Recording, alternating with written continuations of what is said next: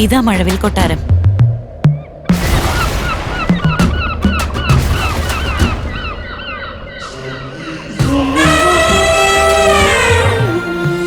Rainbow house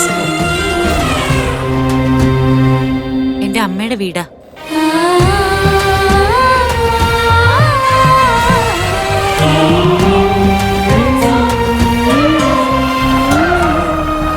ഞാൻ ജനിച്ചതും വളർന്നതും ജീവിച്ചതും ഒക്കെ ഇവിടെയാ. ഈ കൊട്ടാരത്തില് ഒരുപാട് മറക്കാൻ പറ്റാത്ത ഓർമ്മകളുണ്ട് എനിക്ക്. രോഹൻ, ഇതാ എന്റെ അച്ഛനും അമ്മയും. കാണുമ്പോ തന്നെ ഐഡിയൽ കപ്പിളാന്നറിയാം. ആ, ഇതെന്റെ ഗ്രാൻഡ് പാരന്റ്സാ. ഗ്രേറ്റ്. ഇവരെ ഈ വീടുണ്ടാക്കിയത്.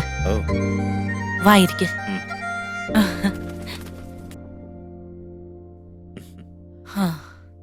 രോഹൻ, ഞാൻ നിന്നെ സ്നേഹിക്കുന്നില്ലെന്ന് തോന്നുന്നുണ്ടോ നിനക്ക്? അതെന്താ നീ ഇപ്പൊ അങ്ങനെ ചോദിച്ചേ? ഒന്നുമില്ല, ഞാൻ വെറുതെ ചോദിച്ചെന്നേ ഉള്ളൂ. മനസ്സിന് സമാധാനം ഇല്ലാതാവുമ്പോ ഞാൻ ഈ കൊട്ടാരത്തിലേക്ക് വരും. ചെറുപ്പത്തിലെ തന്നെ എനിക്കെന്റെ അച്ഛൻ ഇല്ലാതായതാ. എന്റെ അമ്മ എന്നെ വളർത്തിയത്. എന്റെ അമ്മ ഇല്ലാതായപ്പോ തൊട്ട് റിയ മാത്രമായി എന്റെ ലോകം. ഞാൻ ജീവിക്കുന്നത് തന്നെ അവക്ക് വേണ്ടി മാത്രമായിട്ടാ. റോഹൻ, ഞാൻ പഠിക്കാനായിട്ട് ഒരുപാട് കഷ്ടപ്പെട്ടു. അതിലും കഷ്ടപ്പെട്ട് തന്നെയാ ഞാൻ അവളെ ഒരു IPS ഓഫീസറാക്കി മാറ്റിയത്. അതെന്റെ ഒരു സ്വപ്നമായിരുന്നു. ഞാൻ പ്രാർത്ഥിക്കുന്ന ദൈവം എന്റെ എല്ലാ സ്വപ്നങ്ങളും നടത്തി തന്നു. കോളേജിൽ വെച്ച് നീ എന്നെ പ്രപ്പോസ് ചെയ്തപ്പോ ഞാൻ വിചാരിച്ചു, എന്നെക്കാ പ്രായം കുറഞ്ഞ ആൾ എന്തിനാ എന്നെ പ്രപ്പോസ് ചെയ്യുന്നേന്ന്. കോളേജിൽ എന്നെക്കാ ഭംഗിയുള്ള മറ്റു പെൺകുട്ടികളില്ലേ, സെയിം ഏജ് ഗ്രൂപ്പിലുള്ളവരില്ലേ നിനക്ക് പ്രേമിക്കാനെന്നൊക്കെ ഞാൻ ആ സമയത്ത് ഓർത്തായിരുന്നു. പക്ഷെ നീ എന്നെ എങ്ങോട്ടും വിടില്ലെന്ന് പറഞ്ഞ് പുറകെ നടക്കുകയായിരുന്നില്ലേ. പക്ഷെ എന്തോ എനിക്ക് നിന്നോട് ഒരു സോഫ്റ്റ് കോർണർ ഉണ്ടായിരുന്നു. അങ്ങനെ നിന്നെ ഇഷ്ടപ്പെട്ട് നമ്മുടെ കല്യാണം നടക്കുകയായിരുന്നു. നിന്നെ കല്യാണം കഴിച്ചപ്പോ ഞാൻ ചിന്തിച്ചത്, ഞാൻ റിയയ്ക്ക് അമ്മയായിരിക്കുന്ന പോലെ നീ അവൾക്ക് അച്ഛനായിരിക്കുമെന്നാണ്. പക്ഷെ എനിക്കൊരു പേടിയുണ്ടായിരുന്നു, നീ അവളെ നശിപ്പിക്കാൻ ശ്രമിക്കുമോ എന്നൊക്കെ.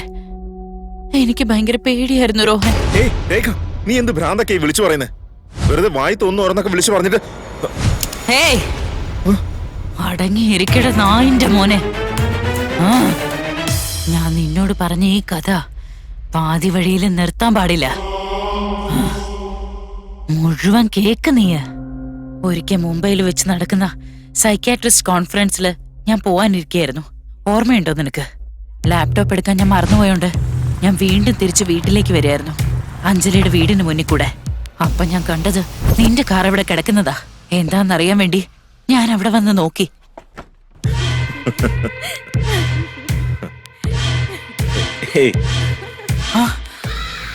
കോളേജ് ഡേയ്സ് മുതലേ ഇങ്ങനൊരു ഗേൾ ഫ്രണ്ടിനെ ഞാൻ ആഗ്രഹിച്ചതാ.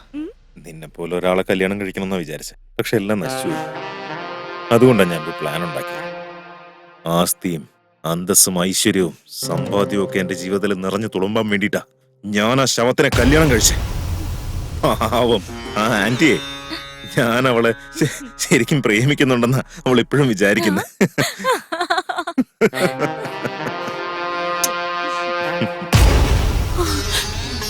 അവൾ എന്റെ അടുത്ത് വന്ന് കിടക്കുന്ന സമയത്ത് നാണക്കേട് തോന്നുന്നു എനിക്ക്. ഡിവോഴ്സ് ചെയ്ത് നിന്നെ പോലെ ഒരുത്തിയെ കല്യാണം കഴിക്കണമെന്ന് വിചാരിച്ച പോലുള്ള പാവങ്ങൾക്ക് ആര് പെണ്ണ് തരാനല്ലേ? അവളുടെ കൂടെ ഉള്ള ഓരോ സെക്കൻഡും നരകത്തിലുള്ള പോലെ തോന്നുന്നു എനിക്ക്. വെറുതെ മൂഡ് സ്പോയിൽ ചെയ്യല്ലേ ബേബി. അതിനല്ലേ ഞാൻ ഇവിടെ ഉള്ളത്. ഇനിയും എത്ര നാളാ ഇങ്ങനെ ഈ നാടകം കളിക്കേണ്ടെന്ന് അറിയില്ല. അവൾക്ക് വിഷം കൊടുത്തു കൊന്നാലും അവളുടെ പ്രോപ്പർട്ടിയില് ഒരു കൊട്ടാരത്തില് രാജാവിനെ റാണിയെ പോലെ നമുക്ക് സുഖമായിട്ട് ജീവിക്കാം. എന്താ നീ ആലോചിക്കുന്നത്? നീ പറഞ്ഞ പോലെ ചെയ്യാൻ ഞാൻ.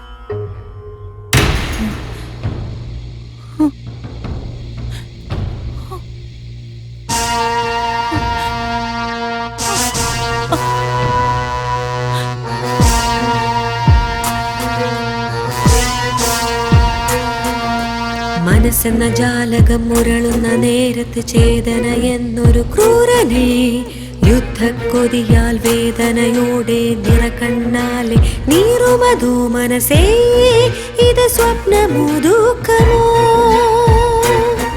മനമേ ഇത് കണ്ടത് സ്വപ്നമോ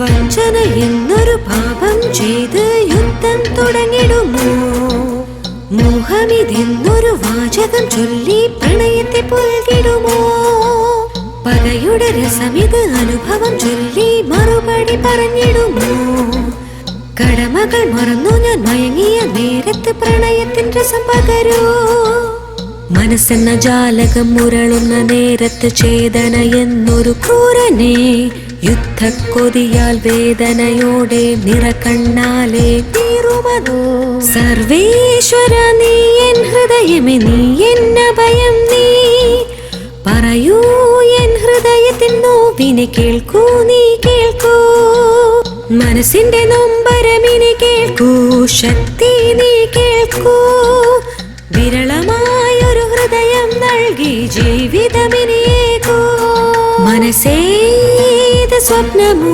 ദുഃഖമോ ഉയിരേ അർത്ഥമില്ലാത്ത ജീവനേ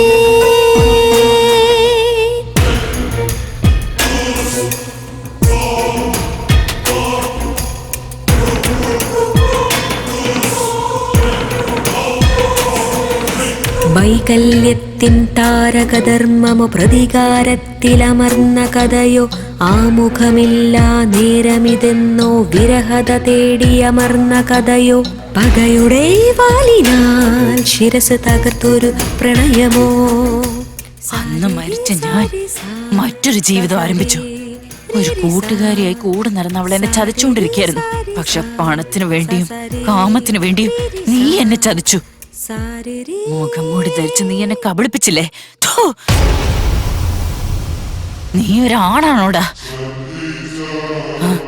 എന്റെ ജീവിതം വെച്ച് നീ കളിച്ചതുപോലെ തന്നെ ഞാനൊരു കോമാളി വേഷം കെട്ടി മറ്റൊരു കളി കളിക്കായിരുന്നു. നീ കളിച്ച കളിക്കൊരു മറുകളി. മേഡം ചേച്ചിയുടെ പുറത്തേക്ക് എങ്ങോട്ടാ പോയി madam?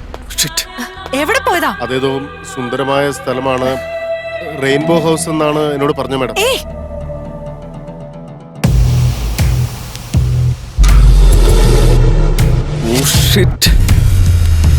Riya, Riya, Bhargav, oh my god, Murugan Naidu sir. ആ സൈക്കോ ശ്യാം ചേച്ചിയെ അന്വേഷിച്ച് ഇവിടെയും വന്നിട്ടുണ്ട്. എനിക്കൊന്ന് ചേച്ചി 6th സെൻസ് ഉപയോഗിച്ച് റെയിൻബോ ഹൗസിലേക്ക് പോയതായിരിക്കും. ഷിറ്റ്! Hurry up Bhargav.